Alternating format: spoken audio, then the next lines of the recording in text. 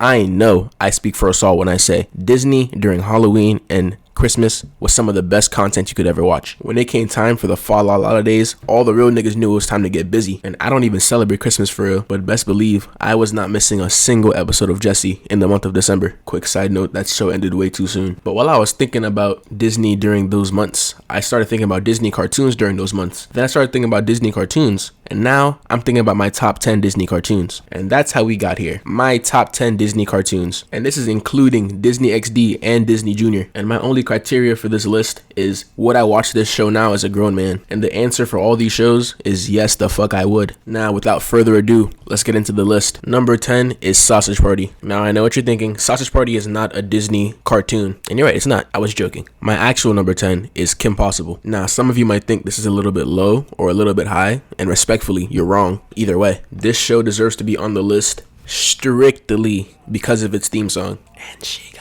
And I don't care who you are. I don't care about your race, your height, your gender orientation, your sexual orientation, any of that. Whenever we all heard that, it was nothing but good vibes. And if you claim to disagree, you're just a hater. That's the only way to put it. You're just hating. But apart from the theme song, I'll let the second reason speak for herself.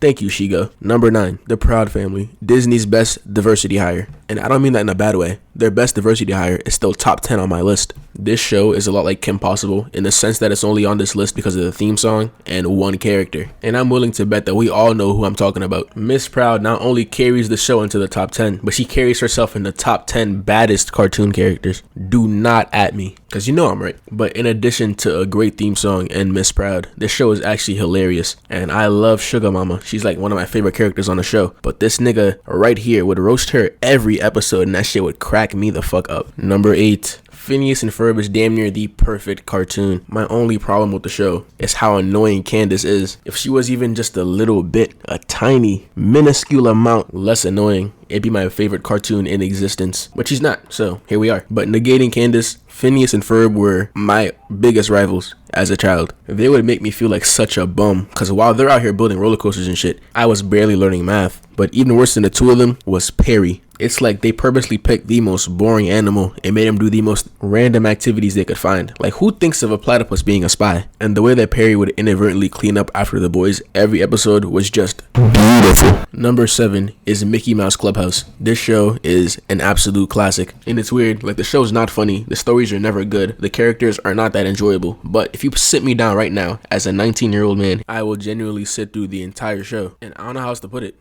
It's just a great show. Great vibes. Solid, like 7 out of 10. At number 6, we have Randy Cunningham, 9th Grade Ninja. Admittedly, I hate all the characters in this show with a passion. I don't like Randy. I don't like his best friend. All I know is I love ninjas. And this show to me was a great representation of what Naruto wanted to be, but they couldn't execute. And where they failed, Randy Cunningham picked up. And yeah, that sounds like a hot take, because I am lying. It was never that good. But in my younger years, I used to be genuinely excited to see an episode of Randy Cunningham. And for the nostalgia, I'm going to put it at number 6. At number 5, we have Kick Buttowski. This show used to make me want to be active so bad, and not even like in an athletic sense, just active in like doing stuff. I used to want to be a BMX rider because of this show, but I couldn't ride a bike, so that was dead. So the next best thing was parkour, and I had nowhere to practice parkour but my living room, so I was over here doing corkscrews on my couch. And this is probably the only show on the list that had like a direct physical impact on me, because with most shows you just turn them off after you're done watching it and then continue about your day. But when I was watching Kick, I would turn it off and then go do some bullshit just to turn it back on. At number 4, we have One Piece.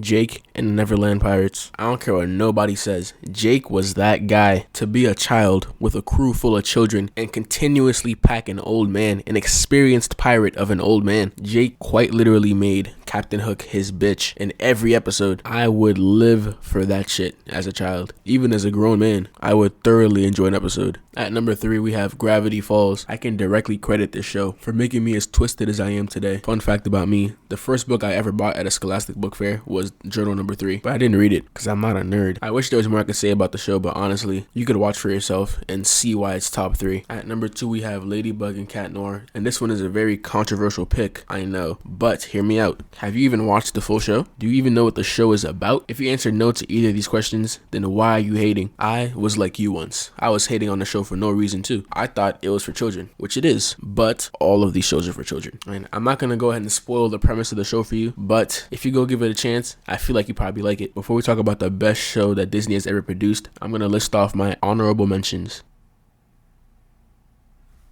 The rest of Disney sucks. At number 1, we have Fish Hooks. Never in my life have I sat through and watched a show that made me laugh as much as Fish Hooks. And that is across any genre. The only show that comes close is The Office, and that's not even animated. My favorite aspect of watching a show is laughing, and Fish Hooks does that perfectly. Maybe my sense of humor is broken, but even if it is, the show is still hilarious. I even caught myself laughing at their fish puns, and the cast of characters is pretty solid. The theme song is undefeated. The stories are always entertaining, and after every episode, it's like there's a second show featuring the snake and the mouse. Those two on their own could carry a show. And there it is, my top 10 Disney cartoons. If you guys agree or disagree with this video, make sure you let me know in the comments. And if you enjoyed today's video, make sure you leave a like and subscribe. Today's like goal is going to be 10, one like for each show on this list. So if you're one of those first 10 likes, then congratulations. Here's a Disney wand. With that being said, make sure you guys go outside, drink plenty of water, and have a nice day.